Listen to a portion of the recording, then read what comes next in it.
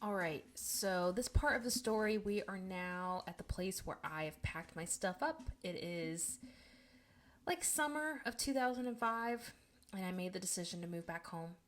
And my dad had come up and got me all packed up. And I remember that night specifically because that guy that I was kind of in a situationship looking back now in, I remember distinctly he told me like, "Oh my gosh, like you're moving back home. Like I'm going to miss you so much. Like hey, we should hang out your last night, like say goodbye." And I just remember being like, "Oh my gosh, like he still cares about me. Like he wants to tell me goodbye. He wants to hang out with me. He wants to do this farewell. Like he had promised like he was going to, I can't remember where it was, but I remember he was like, "Hey, like I'll take you out and we'll do this whole like goodbye thing." And he totally stood me up, and I just remember felt like feeling like such an idiot. I remember calling him, I remember texting him. He never responded back to anything. And so that just added further confirmation like I just need to get the heck out of here. Like I need to get away from him. I just need to kind of erase myself of that season. It was not a great season of life for me. So moved back home. And then what was kind of unique about this time, kind of being home and getting prepared to move back to Kansas City once FMA was going to get going, is that my parents were going to join me. So prior, my parents, were hanging back in Dallas. My dad had a very good job working for a company called Primeco, which eventually became Verizon Wireless. He was a manager there, making great money. My mom had a really great job. She was working for Benny Hinn Ministries actually at the time. So she had a really stable job. But I think there was a part of my mom that always wanted to be part of the House of Prayer. She always wanted to eventually make her way up to Kansas City and somehow get more involved. Um, I don't know if her plan was ever to move up here, but I think it kind of made it a little bit more convenient when your daughter is heavily involved. She's working for the ministry, she's got a lot of connections. Now she wants to be part of the music school. Why not? And I think there was certain things dying down kind of in there were certain things sunsetting in their life as far as like the church group we were a part of, and just some other things. And so I think they were thinking, well, hey, maybe this is a good time for us to just have a fresh start too, move to Kansas City. Our daughter wants to move there. We want to support her. So let's just all move together. So, like I mentioned in my last video, it took about a year for everything to kind of come together. My parents sold their home in Dallas.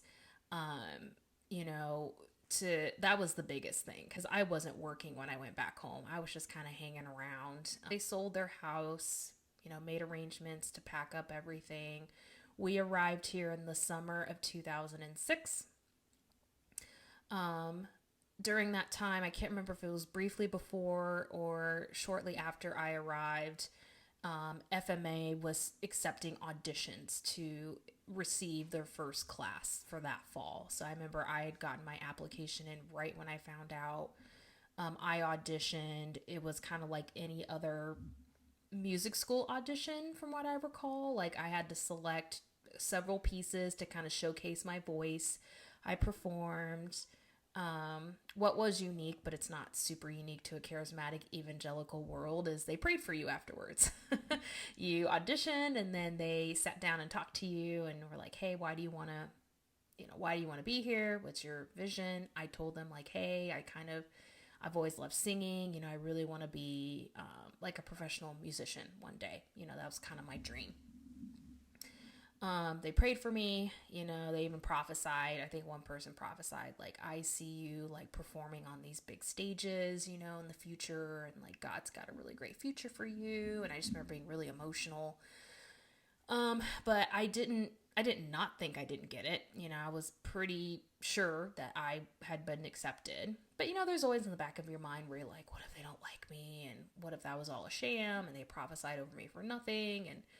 But I walked away from that audition feeling really good. Well, a couple weeks later, I got the official confirmation that I was accepted, and I was just elated over the moon. I was so, so happy. So I knew that I was going to get accepted into the fall of 2006. So that was a really exciting time for me, just kind of getting everything ready that summer, helping my parents move in because, they're living in Kansas City. They've never lived here. They visited here before. So I was also helpful in just helping them kind of get plugged in with certain groups. My mom basically got recruited by IHOP to be on staff because they knew she worked for Benny Hinn Ministries. And so they really wanted her on staff. I mean, like, really wanted her on staff. So one of the rules, though, to be on staff is you have to do an internship. So she got plugged in to do the intro to IHOP, which is like a 3-month internship. You couldn't work during that time. That was, man, I forgot to mention that. So that's like another big thing, a part of the internships is that you're not allowed to work. You can't work an outside job. Now, when you're on staff, you can't really work either because that's your job. You work 40 hours a week for the mission space, so you raise support. The only way you could really have an outside job at IHOP is if you were part of what they call prayer room staff, which is not full-time staff. It's like very temporary staff. I think you only have to do like 12 prayer room hours a week or something like that, and one church service. Or you weren't part of staff, but you just kind of hung around. Like you were just kind of unofficial staff, like kind of like me, where you could, technically work somewhere. But if you were technically on staff or in an internship, you could not have an outside job outside of IHOP. Anyway, I digress. So again, my parents are getting plugged in. My dad found a job here, working for a company called TripMate. They sell travel insurance, so he was getting plugged in. Great job there. My mom was doing intro to IHOP with the plans of getting on staff with IHOP. And then I was like, hey, I'm going to do the music school. So fall comes around and I get accepted, and it's, we're the first class of these music students. And I think there was like, oh gosh, I want to say there was like 30 to 50 of us. It was a smaller class. We had amazing, amazing teachers, you guys. I mean, I cannot say enough good things about these people. That was another positive of my experience that was really my first time dealing with semi-professional to professional level musicians, where I would just stand back in awe and be like, these people are so crazy, sick, talented. And they're here teaching me. Like, they could be on a professional stage singing with celebrities, but they're choosing to be here, serving the Lord. It just always blew my mind. I was always so in awe of every one of my teachers, because again, they were at that professional level where they could go out and make a career out of what they did. So I'm not going to knock the education aspect, because I think all of them except for one or two of them actually had degrees in music. So they knew what they were talking about. It wasn't just some Joe Schmo off the street, or it wasn't just some person that had been raised up in IHOP that played music. These are people that had legit music degrees. And so I respected them. I was like, oh my gosh, well, they know their stuff, and they're teaching me. So this is great. And so it was just a different vibe. Like I said, the Foreigner Music Academy was very different and completely separate from the School of Ministry. And it did feel like a little family. We were all close-knit. We all knew each other. The kids that didn't have parents living in Kansas City were always a little envious of me, because they're like, you got it so great. Your parents live here. And I did. I had it great. Back then I was kind of like, yeah, whatever. But, these are kids that are barely making it. You hear stories about people at IHOP that are just so poor. You got 10 dudes living in a house and their rent's $100. I mean, these are the people that I went to school with. They're barely making it. And I get to go home to my parents that are doing very well for themselves. And I'm eating a square meal, just things that I was taking advantage of. And so I just remember a couple of my friends that I made in the school were just like, you just don't know how lucky you are. And I mean, looking back, they were right. So my first year of school went amazing. Loved every minute of it. I was a vocal major. I learned so much. It was the dream. I was in school. I was also working at the time. I worked at the Foreigner bookstore. So when I wasn't in class, I was at school. Or when I wasn't at class, I was at work. And some of the friends that I made during the internship, those friendships started to kind of fade away, just because then I was making new friends with FMA, and That schedule was also rigorous in that, there was a certain amount of prayer marriage you had to be in. You had to be in church service so many times a week. Then you had class, and then you had practice hours. So you had to actually go to the Forerunner Church, and they had these practice rooms up in like their balcony area. And they had, I think at the time, 6 practice rooms, and they were all soundproofed for the most part. And you would just go up there and practice. Each room had like a little Yamaha, like little electric piano, so you could just go in there and either play the piano or practice your songs, or if you're a guitar major, you could just go in there and practice if you didn't have a place to practice. So I remember going in there and just practicing, and honestly, it was more of my time just to like sing and worship. I don't think I really practiced any of my pieces. I mean, maybe a couple, but I think it was just more of like my time to worship the Lord, and I just really loved it. And I would just spend like an hour or two in there sometimes and just play the piano and just sing and just have fun and just kind of release. Oh goodness, hold on.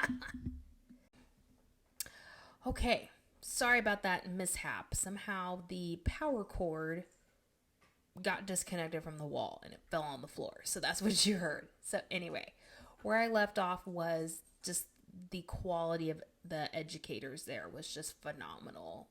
Super blessed that I got to learn what I learned from them in my time there. So my first year was great. Now, I did want to note that the musicality of the teachers was excellent. However, maybe the curriculum or the execution, there were just things that you could tell they were trying to figure out on the fly because they had never ran a music school before. And I think too, I never got confirmation from this, but I did kind of hear through the grapevine that they were kind of rushed to get the school started because there was such a large interest in the school. And so I think there was kind of like a, hey, you want to capitalize on people's interest now, we'll just figure it out instead of maybe putting in the time and actually doing it more streamlined and a little bit more clean, but maybe losing interest. Again, that was like a rumor that I heard, but I never got confirmation. Regardless, it was fine. There was nothing that like stood out that I was like, oh my gosh, that's terrible. But I kind of jokingly said like we were like the guinea pigs, like they were definitely testing things out on us. Again, not in a negative way, but like I distinctly remember like some teachers being like, hey, like we just don't have any experience running a school, right? And it's like we're learning on the fly as much as you're learning too. I will say they were very passionate about what they were doing. They were passionate about us as students. It was amazing. So like I said, from 2006 to 2007 was a great year. And I planned on sticking it out. 2007 was a pivotal year for me in that I started dating my now husband. We met at IHOP. His story is very different. He, born and raised in Kansas City, knew about IHOP. He got plugged into IHOP in high school.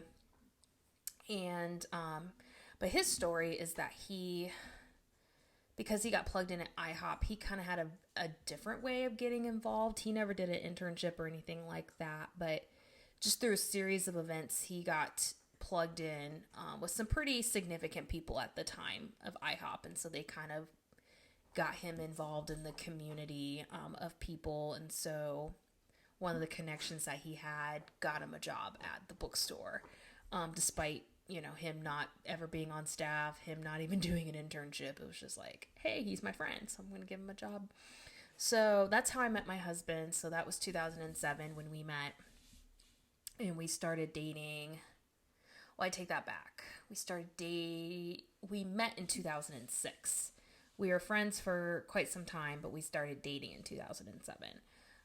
We started dating in April 2007. So that was a pivotal time for me, just because, he was somebody that, took an interest in me. He seemed like a really amazing, interesting person. Nobody I'd ever met before in my life. So, I really liked it. I really liked my husband, when I dated him, but I was definitely a lot more cautious of like, okay, I'm not quick to say like, he's it.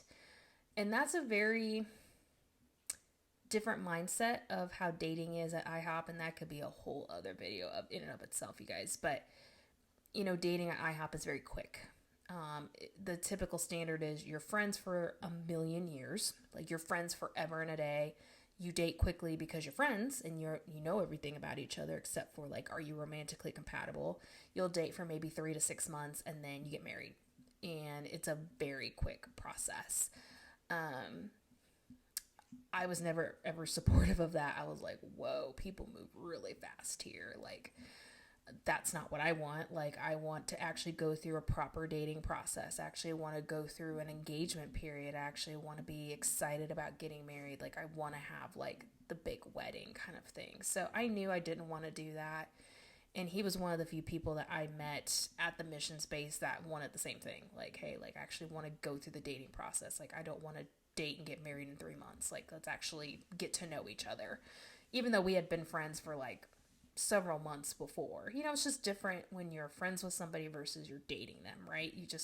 There's just another layer of the onion. And so, like I said, April of 2007 is when I met.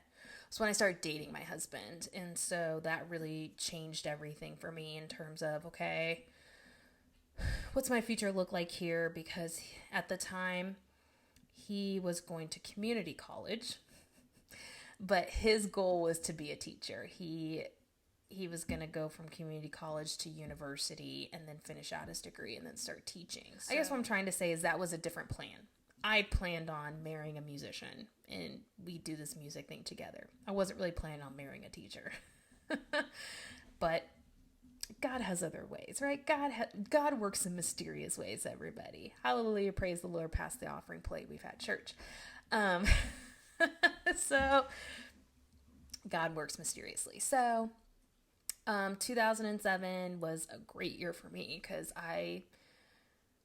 unbeknownst to me, like, I liked my husband, like, and I was interested in dating him, but I wasn't necessarily like thinking he was it. And I think I've just explained that. So for me, like, we were just having fun getting to know each other and dating. Like, this is someone he was the first relationship out of high school where like I actually dated somebody, not just like you gone on a few dates or you're in the situationship like I was involved in, which, God, I'm so dumb being involved with that previous dude. But anyway, you're young and dumb and you make really dumb decisions. So 2007 for me was very healing in that, the relationship with my husband was very healing from the previous guy. I think early on, I think my husband, I think he knew he wanted to be with me, and, I think I was a little bit more hesitant to say that, but I definitely was starting to feel like he was someone for me as well. So, 2007 is a period of when we were just kind of getting to know each other. We had a lot of the same mutual friends, so we were, we would hang out with friends. I was starting to get to know his family, vice versa. He was starting to get to know my family, my parents. And then in November of 2007, we got engaged. We actually got engaged on my birthday, actually. And it's a really sweet proposal. He totally surprised me and got my friends involved, and it was really, really sweet. So we dated for about 6 months before we got engaged. But I remember when we were dating, I had several people at IHOP be like, please take your time. Like, actually get to know him. Like, really know what you're signing up for. Like, don't just rush into it because you're ready to have sex with somebody, which it was kind of the unspoken, but that was a lot of the speculation why people got married so quick. It's like they're burning. Like, they cannot wait any longer. Like, they just need it. They need to go make it happen. Which, just caveat, that should never be a reason to marry somebody. Like, don't ever marry someone just because of that. There should be way more reasons to marry someone. I digress. And I felt like, I did take my time to get to know my husband. We had some very in-depth conversations about what we wanted to do, how we wanted our lives to look. He knew that I was very passionate about music, passionate about IHOP. He was passionate about IHOP at the time, and so we were very much aligned. So we got engaged, and we were planning our marriage for 2008. We got married in June of 2008.